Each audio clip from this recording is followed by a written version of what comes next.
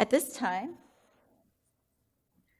I would like to introduce Grand Chief Stewart Phillip, who is the president of the Union of BC Indian Chiefs and a member of the Penticton Indian Band. He's has concluded his fourth consecutive four-year term as chief of the Penticton Indian Band and served the band as chief for a total of 14 years. In addition, he served as elected band councillor for a 10-year period and continues to serve as chair of the Okanagan Nation Alliance. In October 2006, the Okanagan Nation, led by elders of the Penticton Indian Band, acknowledged his lifetime commitment to the defense of Indigenous peoples' titles and rights by bestowing upon him and his family the rare honor of the title of Grand Chief. Over the last 37 years, Grand Chief Stewart Phillip has worked within the Penticton Indian Band administration, holding a variety of positions such as band administrator, director of land management, education counselor, economic development officer, and band planner. Aside from serving as a member of the Penticton Indian Band Council for a total of 24 years, he is proud to be in his seventh three-year term as the president of the Union of BC Indian Chiefs. He has taken an active role in the defense of Aboriginal title and rights by readily offering support to Native communities in need. He has taken a personal approach, seeing firsthand the impact of fish farms in the Broughton Archipelago. Oh, I can't say that. We're going to skip that word. Lobbying on Parliament Hill to defeat the First Nations Governance Act, standing with elders in Treaty 8 against oil and gas development in the Peace River, burning referendum ballots with fellow chiefs in protest, and has stood on the steps of the legislature with 3,000 other people united under the Title and Rights Alliance banner. At this time, it's my pleasure to introduce Grand Chief Stewart Phillip.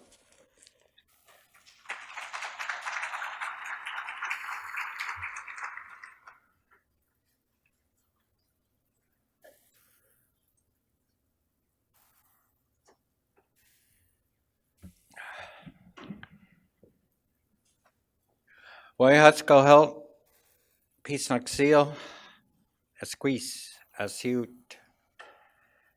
Nar in Silesian language, that's simply good day, my dear friends and relatives. My traditional name is Asiut. And I want to begin, of course, by acknowledging the Musqueam peoples, and I want to also acknowledge the Squamish and the Tsleil-Waututh. And I want to let you know that it was quite a challenge to get here this morning. Jonah and I got up about 5 o'clock this morning in Tulalip and made a beeline for the border, and in spite of it being dark and an incredible amount of traffic on I-5 coming north, I was a bit surprised. I thought we were going to have the freeway to ourselves. So there must be a lot of employment down there, or they were going someplace. But we get to the border, and we thought we might have troubles getting down. We went down on Monday after the TIFA gathering, the education conference, and we just whizzed right through the border. But coming back, Joan doesn't have her passport with her, and she doesn't have her status card, and all she had was a driver's license, and that's not good enough. So we got yarded into the back room, so to speak, and Joan had to prove she wasn't Hispanic.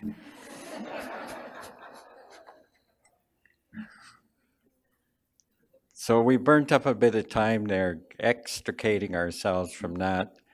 They eventually looked her up on the computer, and they come out and they were almost apologetic. And Joan is, for the third time, an elected council member for the Penticton Indian Band, which is an amazing accomplishment because Joan her roots are in Tsleil-Waututh, and the Penticton Indian Band has never, ever in its entire history elected someone from the outside.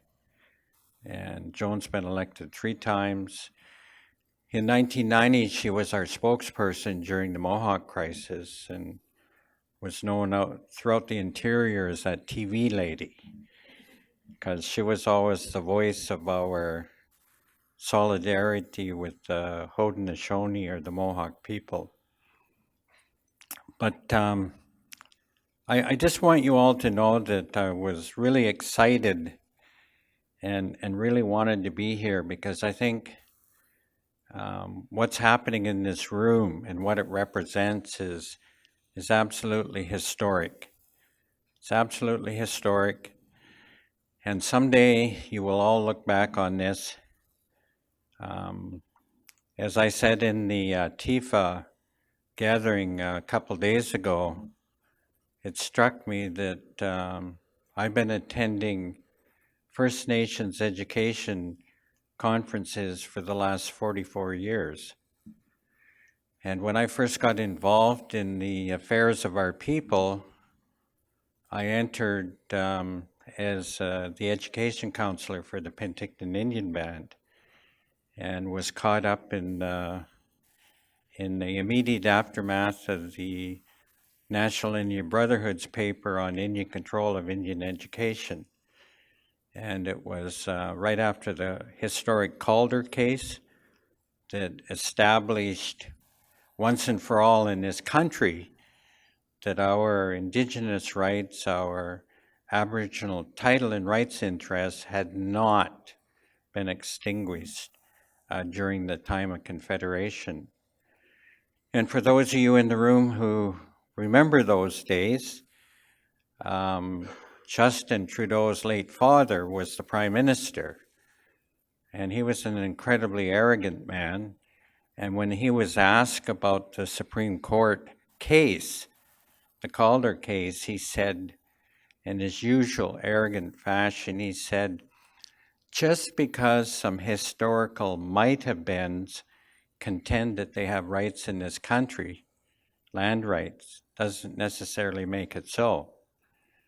And after the decision came down in the Supreme Court of Canada that established the fact that we're still here with our rights fully intact, he was once again approached by the press. And they asked him, well, what do you think now in the aftermath of this historic watershed moment in the history of this country? And he said, well, obviously they had more rights than we originally thought. And that set the stage for the last 4 decades. And when I first began my journey working for the Penticton Indian Band, our band administrations were very humble. Throughout the interior, you would drive by a First Nations community and you would see a single wide trailer. And there would be a small gravel parking lot with a single utility pole outside, and there might be 2 or 3 really old jalopies parked out front. And that was the beginning of our band administrations. And when you would walk into any one of those administration buildings, the first thing you saw, and I wish that I had kept one, was a very large map that was directly behind the receptionist's desk. And that map delineated all of the Department of Indian Affairs districts throughout the entire province. And they were very geometric boundaries, like there were squares and rectangles and so on and so forth. But the boundary lines were about 1/4 of an inch thick. And these maps were black and white. And at the bottom it said Indian and Northern Affairs Canada, or Department of Indian Affairs. And those were how we were organized by Canada. And what flowed from that was district councils. And we were lumped in with the Danaka people. and we were known as the Kootenai Okanagan District Council. And each district throughout the province, I believe there were 16 if I recall, there was a central office, a district office, and all of our programs and services were administered out of those district offices. And we would have DIA officials would come around to our reserve communities, and we had very strict guidelines on how to administer DIA programs. And they were very, very basic programs: education, social assistance, land management, and sometimes people would feature an economic development officer. And we would have annual meetings. They were called district council meetings. And I remember as a very young man going to those district council meetings. Generally speaking, the tables would be in a horseshoe. The First Nations communities in a particular district would sit around the horseshoe, and the department officials would sit up at the head table. And the routine, the ritual was that our chiefs, our band administrators, they were called band managers back in the day, would get up and report out to the district officials on how we were in strict compliance with the DIA programs and services, and how we were balancing our budgets and so on and so forth. And those meetings would generally last a couple days. And at the end of the meeting, we would have a dinner. And all of our communities would compete with who could give the nicest gift to the district manager and his staff. And we'd all stand up and make these grandiose speeches to the district officials and trot out our gift and whatnot. And that was the complexion of our relationship with Canada 40 odd years ago. And you fast forward to where we are here today, and there's been an amazing amount of progress that has been made over the last 40 odd years. And I note that the concept of a First Nations public service is a decade old now. But what preceded that is another historic step in our amazing history of the Indigenous peoples, the First Nations people in this province, is we have three mainstream First Nation political organizations in this province. We have the BC Assembly of First Nations, we have the First Nations Summit, and we have the Union of BC Indian Chiefs. And 14 years ago, our organizations were involved in a very nasty, confrontational relationship with each other. And a lot of our ideological and political differences were featured on the front pages of the mainstream press. And that was the nature of the politics in the province of British Columbia. But something very special happened in 2004, 2005. And most people don't really understand the background, but we had a horrible tragedy in Penticton. And I was chief at the time. And Joan and I were attending an all-candidates forum in town with a local NDP candidate. And when you went into the all-candidates forum, you had to shut your phone off. So we attended this debate, and we came out, and it was a Saturday, and it was Halloween. And our volunteers in the community were decorating the hall for the children to have their Halloween evening and fireworks and whatnot. And Joan and I went to the mall to pass a little time before the evening. And I remembered my phone was shut off, so I turned it on. And little did we know, but there was a terrible, terrible shooting incident in our community where 3 young men were gunned down and killed. And it was a dispute over turf in the drug trade. And it was one of the most tragic events in our community's history. And shooter and perpetrator were, in some cases, from the same family, from the same clan. And the hospital went into lockdown. They had security forces up at the hospital, RCMP, and the entire press corps from the entire country descended on our community to the point where we had to run them out.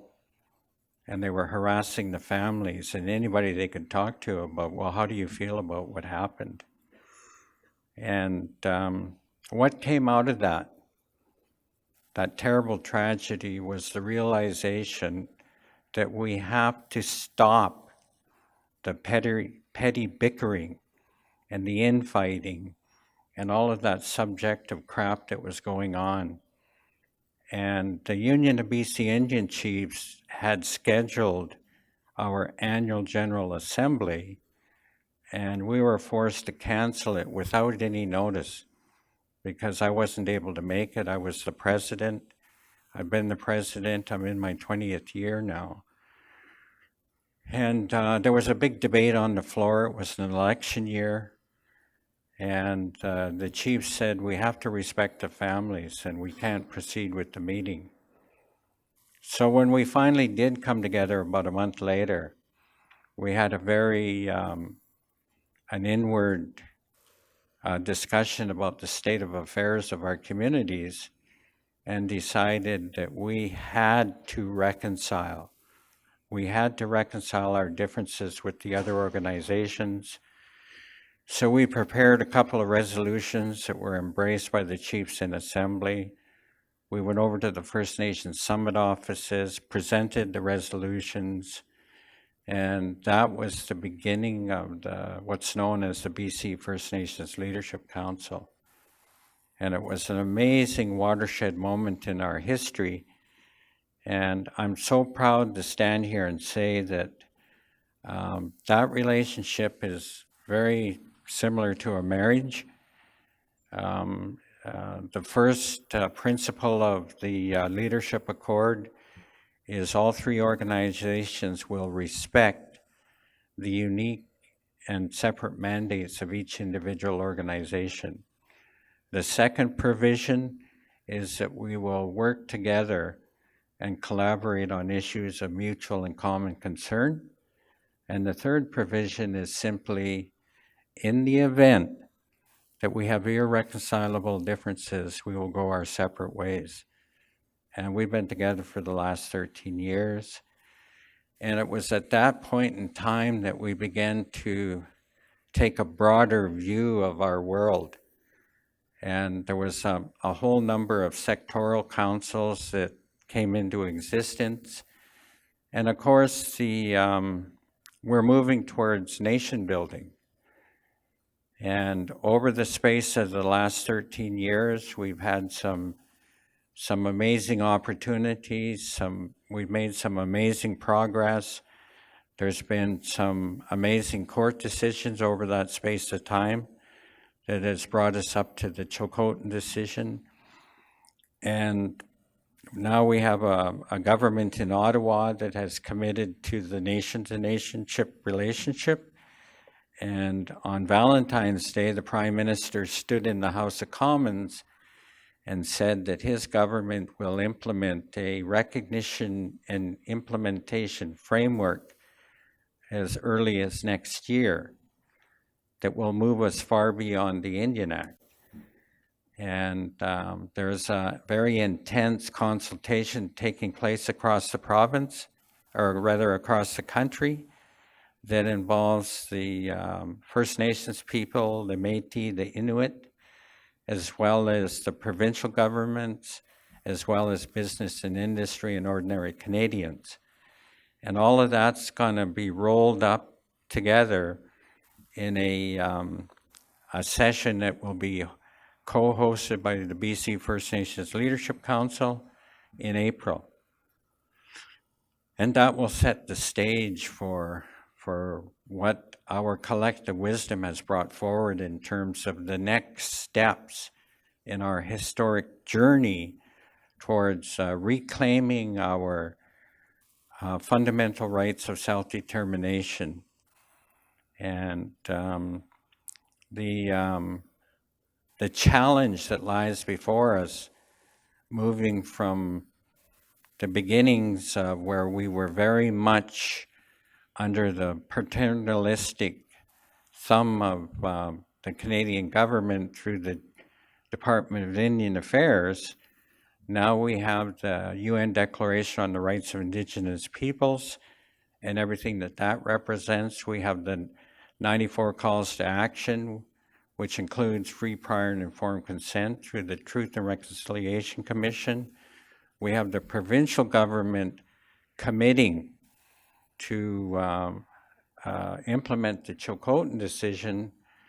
So coming from the humble beginnings of single-wide trailers and gravel parking lots and a number of old beaters, resmobiles parked outside, we have come to a point in our history where we are on the doorstep of reclaiming our responsibilities to our lands, the resources contained therein, and to our people in all the areas of education, health services, all of the training involved in that, as well as managing the land. In order to undertake those responsibilities, we need a public service of highly trained professionals to undertake a whole variety of those challenges. And that's going to be an amazing transformation from where I started out offering gifts up to the Department of Indian Affairs. And I remember my first report as the education counselor. I kid you not, I was having severe heart failure. I was yodeling out my report to the district manager about how I had managed the education budget according to their policies. And it was, and here we are today at this wonderful moment in our history. And we have legions of young people. Krista mentioned the internship program.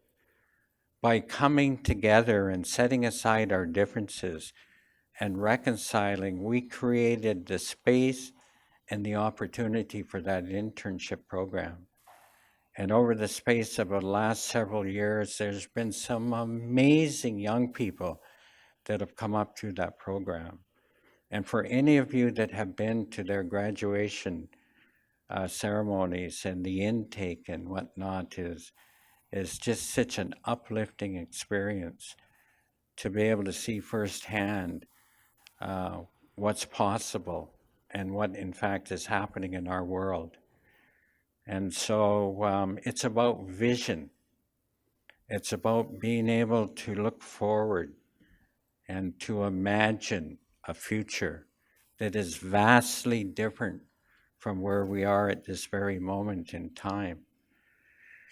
And for those of you in the room that are younger, someday you'll be standing up here and you'll look back on 44 years of involvement, and you'll be able to look back on having a public service that features thousands and thousands of your colleagues. And you'll take great pride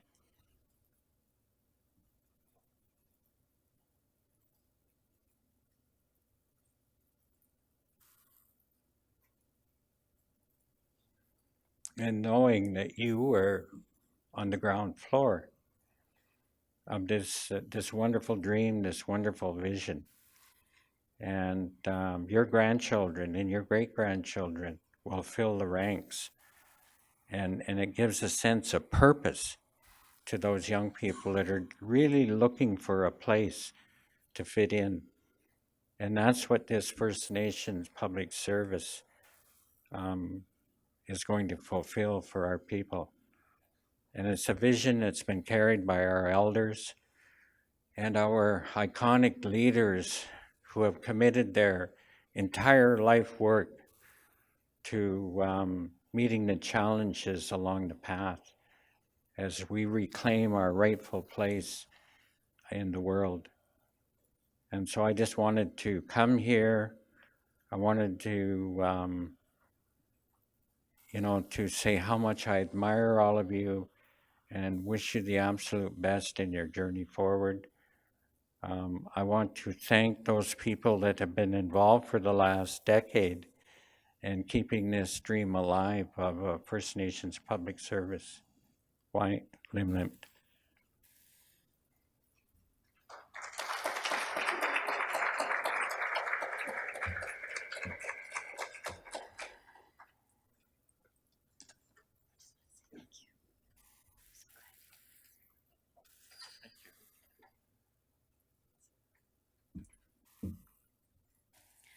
Cook's Gem, thank you.